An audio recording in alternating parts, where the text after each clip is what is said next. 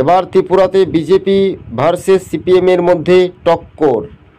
জিতেন্দ্র চৌধুরী কেন্দ্রীয় নেতৃত্ব সিপিআইএমের দায়িত্ব পেয়েও ফের কিন্তু রাজ্য রাজনীতি পরিস্থিতি বিপ্লব দেব এবার সরাসরি বামেদের দিকে তীব্র কটাক্ষ করেছেন আজকে।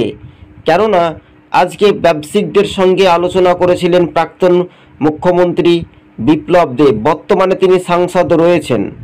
অন্যদিকে আজকে আগরতলায় প্রবেশ করা মুহূর্তেই ফুলমালা দিয়ে সংবর্ধনা দেওয়া হয় সিপিএমের বিরোধী দলনেতা জিতেন্দ্র চৌধুরীকে।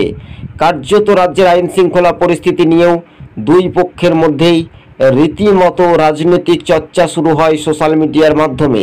তবে বিপ্লব দেব আজকে বামেদেরকে তীব্র সমালোচনা করেছেন। তবে এটা কতটুকু গুরুত্ব পাবে আগামী এডিসি ভিলেজ নির্বাচনে উত্তর পূর্ব রাজ্যে ত্রিপুরাতে, এটাই শুধু সময়ের অপেক্ষা। আপনারা দেখছেন 24TV2।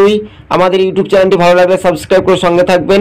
ফের কিন্তু শাসক বনাম বিরোধী রাজনৈতিক চর্চা উত্তর পূর্বের ত্রিপুরা রাজ্যে দেখা যাচ্ছে।